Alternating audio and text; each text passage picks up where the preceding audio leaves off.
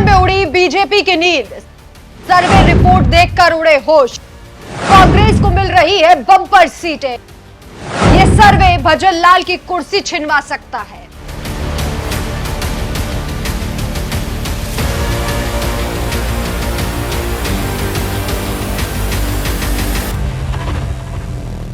नमस्कार, मैं हूं आपके साथ राखी लांबा और आप देख रहे हैं न्यूज एक्सप्रेस। तो राजस्थान में लोकसभा चुनाव खत्म हो चुके हैं, लेकिन चुनावों की टेंशन अभी खत्म नहीं हुई, खासकर बीजेपी के लिए। बीजेपी इन लोकसभा चुनावों में खून के आंसू रोती हुई नजर आई। ऐसा लग रहा है जैसे पीएम मोदी का जीत का ओवर कॉन्फिडेंस अब हार के दुख में बदलने वाला है। राजस्थान में तो बीजेपी को ऐसा धक्का लगने वाला है कि शायद मोदी उठ ही नहीं पाएंगे। जहां बीजेपी का मिशन 25 धड़ाम से गिरने वाला है। मोदी हर मंच से 400 पार का दावा कर रहे हैं, लेकिन राजस्थान में इस नारे की हकीकत सामने आने वाली है।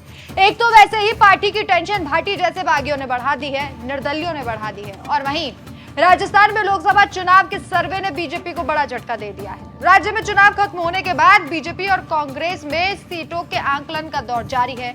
जहां कांग्रेस ने राजस्थान में जो सर्वे भेजा है उसे पढ़कर पार्टी के राष्ट्रीय अध्यक्ष मल्लिकार्जुन और राहुल गांधी खुश हैं, बिल्कुल नाच रहे हैं। उनको पूरी उम्मीद है कि इस बार जो कांग्रेस ने राजस्थान से सर्वे करके भेजा है वो कांग्रेस के पक्ष में है, और अगर ये सर्वे ही नतीजों में बदलता है तो बीजेपी माथा पकड़कर बैठ जाएगी और राहुल गांधी और मल्लिकार्जुन खड़गे काफी खुश नजर आएंगे। दूसरी तरफ मोदी और शाह गहरे चिंतन में दिखाई दे रहे हैं जो कांग्रेस ने सर्वे भेजा है इसके बाद। एमपी तक में छपी खबर के अनुसार राजस्थान कांग्रेस ने इस सर्वे में यह जानकारी दी है कि पार्टी 13 से 15 सीटों पर जीत रही है। कांग्रेस नेता कह रहे हैं कि इसी राजस्थान की वजह से देश भर में माहौल अभी बना हुआ है। वैसे तो इस बात को केंद्रीय गृह मंत्री अमित शाह भी मान चुके हैं कि 1 से 2 सीटें इस बार बीजेपी की कम हो सकती है, जबकि इससे पहले लोकसभा चुनावों में 25 की 25 सीटें बीजेपी की झोली में थी। और अमित शाह का इस बात पर हामी भरना कि 1-2 सीटों का नुकसान होगा, ये बहुत बड़ा संकेत है।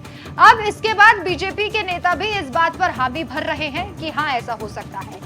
रिपोर्ट के मुताबिक इस बात का अंदाजा बीजेपी को हो गया है कि कुछ सीटों पर पार्टी पिछड़ रही है। खबरें हैं कि बीजेपी के सर्वे में बाड़मेर, झुंझुनू और दौसा को कांग्रेस के खाते में डाल रही है। अमित शाह के बयान के बाद बीजेपी के उन नेताओं की बोलती बंद हो गई जो 25 सीटों का दावा कर रहे थे।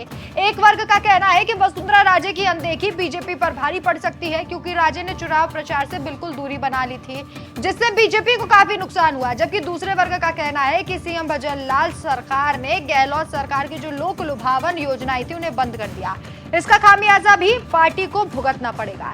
इस सर्वे के बाद बीजेपी की नींद उड़ गई। हर जगह खलबली मच गई कि अगर ये सर्वे सच हुआ तो बीजेपी कैसे किसी को अपना मुंह दिखाएगी, क्योंकि हर मंच से 400 पार का नारा देने वाले अगर हर राज्य में राजस्थान की तरह डैमेज होंगे तो कैसे चलेगा।